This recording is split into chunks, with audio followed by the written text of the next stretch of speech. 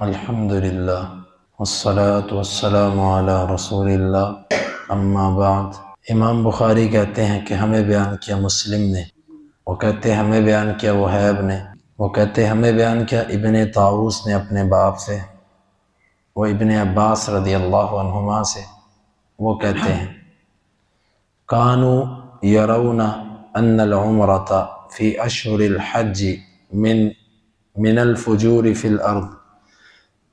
مشرکین مکہ حج کے مہینوں میں عمرہ کرنے کو زمین میں فجور اور نافرمانی سمجھتے تھے۔ وَكَانُوا يُسَمُّونَ الْمُحَرَّمَ صفر، اور وہ محرم کا نام سفر رکھتے تھے۔ وَيَقُولُونَ، اور وہ کہا کرتے تھے اِذَا بَرَأَ الدَّبَرُ وَعَفَى الْأَثَرُ حَلَّتِ الْعُمْرَةُ لِمَنِ اعْتَمَرَ۔ جس وقت زخم ٹھیک ہو جائے اور اس کا نشان مٹ جائے، عمرہ کرنے والے کے لیے عمرہ جائز ہو جاتا ہے۔ قال، راوی کہتا ہے فقدم رسول اللہ صلی اللہ علیہ وسلم واصحابہ رابعۃ محلین بالحج۔ اللہ کے رسول صلی اللہ علیہ وسلم اور آپ کے صحابہ 4 ذوالحجہ کو داخل ہوئے، حج کا تلبیہ کہہ رہے تھے۔ وَأَمَرَهُمُ النَّبِيُّ صلی اللہ علیہ وسلم أَن يَجْعَلُوهَا عُمْرَةً۔ اللہ کے نبی صلی اللہ علیہ وسلم نے انہیں حکم دیا کہ وہ اسے عمرہ کر لیں۔ قالوا، انہوں نے کہا یا رسول اللہ، اللہ کے رسول صلی اللہ علیہ وسلم، ای الحل، کس قسم کا حل؟ قال، آپ نے فرمایا الحل کلہ، سارے کا سارا حل۔ اس حدیث مبارکہ میں پہلی چیز یہ ہے، اسلام کے آنے سے پہلے مشرکین مکہ حج کے مہینوں میں عمرہ کرنے کو درست نہیں سمجھتے تھے، گناہ سمجھتے تھے۔ کوئی اکیلا عمرہ کرنے آئے اسے بھی درست نہیں سمجھتے تھے، اور اگر حج کے ساتھ کوئی عمرہ کرنا چاہتا تو وہ اسے بھی درست نہیں سمجھتے تھے۔ یہ مشرکین کا ایک نظریہ اور ایک عقیدہ بن چکا تھا۔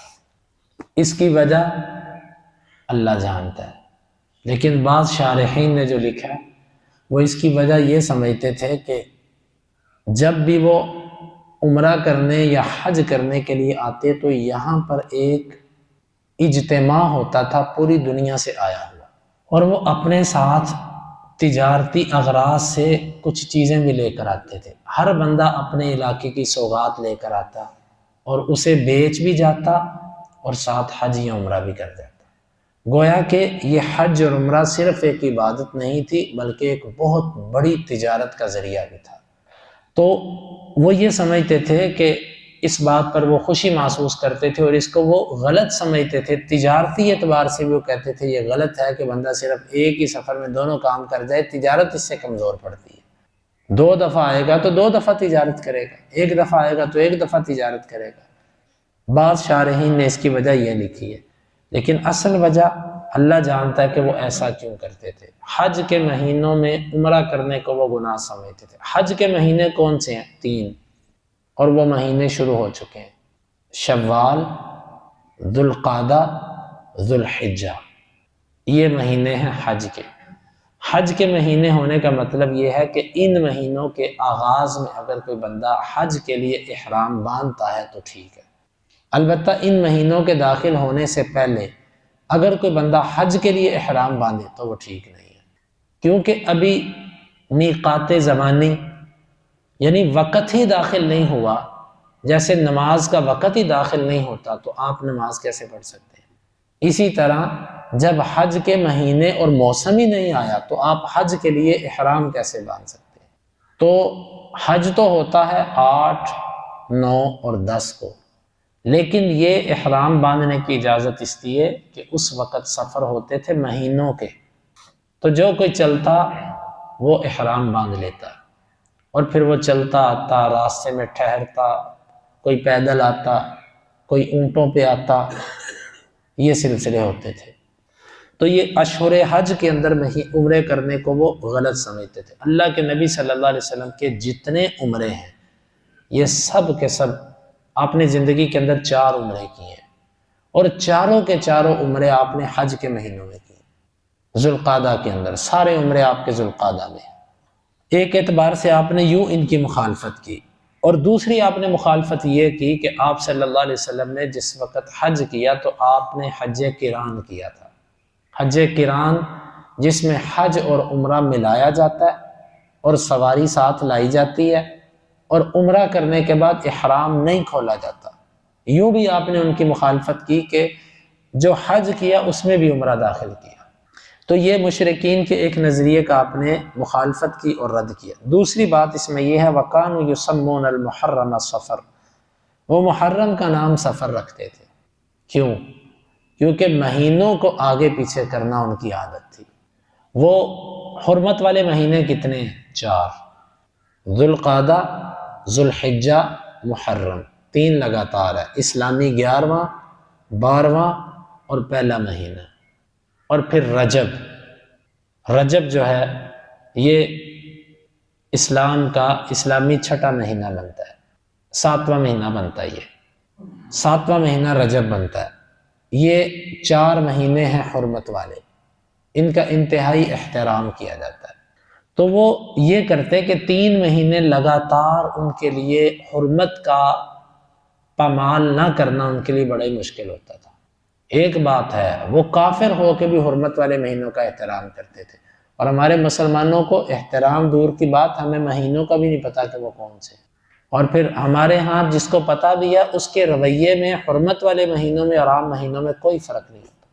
یہ بھی ایک ایسی سنت ہے جو ختم ہو چکی ہے، جبکہ وہ کافر ہو کے بھی حرمت والے مہینے آ جاتے، وہ نہ کسی کو لوٹتے، نہ قتل کرتے، نہ مارتے، حتیٰ کہ لوگ جو سفر کرتے تھے ایک جگہ سے دوسری جگہ وہ ان مہینوں میں کرتے تھے کہ ان مہینوں کے اندر کوئی کسی کو کچھ نہیں کہے گا۔ مضر قبیلہ عرب کا ایک سب سے رسا گیر قبیلہ تھا جس کو بدماش کہتے ہیں، یہ حرمت والے مہینوں کا بڑا احترام کرتا تھا۔ لوگوں نے جب اس کے علاقے سے گزرنا ہوتا تو لوگ حرمت والے مہینوں میں گزرتے، حتیٰ کہ رجب ایسا مہینہ کہ جس کا نام ہی حدیث کی کتابوں میں یوں ہے وَرَجَبُ مُزَرَ، مضر قبیلے کا رجب، کہ وہ رجب کا انتہائی احترام کرتے تھے، کسی کو کچھ نہیں کہتے تھے۔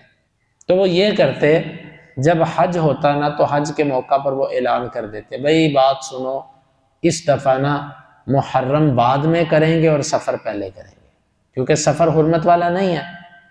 تو وہ یوں کر کے اپنی پیاس بجھا لیتے، حرمت والے مہینے کو حل والا مہینہ کہہ دیتے اور حل والے مہینے کو حرمت والا کر دیتے۔ اسی کو قرآن نے ان کے کفر کے بارے میں ذکر کیا، انما النسیء زیادۃ فی الکفر، مہینوں کو آگے پیچھے کرنا یہ انتہا درجے کا کفر ہے۔ تو یہ مشرکین کیا کرتے تھے۔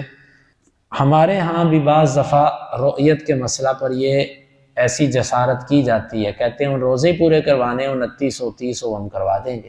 یہ یقیناً مشرکین کے ساتھ مشابہت ہے۔ جب چاند نظر آ جائے، گواہی مل جائے، اللہ کے نبی صلی اللہ علیہ وسلم نے رمضان کی گواہی میں ایک مسلمان کی گواہی قبول کی، اور 2 مسلمان گواہی دے دیں کہ ہم نے چاند دیکھ لیا عید کا، ان کے اوپر عید کرنا، روزے کو ختم کرنا لازم ہو جاتا ہے۔ تیسری چیز اس کے اندر یہ ہے کہ ان کا ایک نظریہ یہ تھا، وہ کہا کرتے تھے جب زخم ٹھیک ہو جائے، اس کا نشان مٹ جائے تو عمرہ جائز ہو جاتا ہے جو عمرہ کرنا چاہے۔ کیا مطلب؟ جب کوئی حج کرنے آتا وہ اونٹ پر آتا، اونٹ کے اوپر کجاوا لکڑی کا رکھا ہوتا تھا جس کے اوپر وہ بیٹھا کرتا تھا، اس کجاوے پر بیٹھنے کی وجہ سے کجاوا جب اونٹ چلتا تو کجاوا اونٹ کے اوپر ایسے ایسے ہلتا، وہ لکڑی کا بنا ہوتا تھا۔ تو بندہ اوپر بیٹھا ہوا ہے، بندے کا اب ایک بندہ 2 بندے ہیں، کتنے ہیں، وزن کتنا ہے، یہ الگ چیز ہے۔ تو وہ کجاوا اس کے اونٹ کے جسم کے ساتھ ایسے رگڑ کھاتا اونٹ کے جسم پہ زخم بن جاتا۔ تو یہ مہینوں کا سفر ہوتا تھا، جب وہ سفر کر کے واپس جاتے کجاوا اتارتے تو اس کے زخم ہوتا تھا اس کے کمر کے اوپر، تو وہ اس کو اتار دیتے۔ تو پھر وہ کہا کرتے تھے اذا برأ الدبر، جب وہ زخم ٹھیک ہو جائے، وعفى الاثر، اور زخم ٹھیک ہونے کے بعد اس کا نشان بھی ختم ہو جائے جلد سے۔ حلت العمرۃ لمن اعتمر، جو عمرہ کرنا چاہے، وہ کہتے تھے پھر عمرہ جائز ہوتا ہے جب زخم ٹھیک ہو، اس کا نشان مٹ جائے، پھر دوبارہ اونٹ کے اوپر کجاوا رکھ کے عمرہ کرنے آ جاؤ۔ جب تک اس کا زخم ٹھیک نہیں ہوتا اور نشان ختم نہیں ہوتا تم نہ آؤ۔ مقصد یہ ہوتا تھا حرمت والے مہینوں کے اندر، حج کے مہینوں، مطلب یہ ہوتا تھا حج کے مہینوں میں تم اس کے اوپر عمرہ کرنے نہیں آ سکتے، یہ مقصد ہوتا ہے۔ اللہ کے نبی صلی اللہ علیہ وسلم اپنی زندگی کے اندر جو آپ نے حج کیا وہ ایک حج کیا، وہ 10 ذوالحجہ تھی۔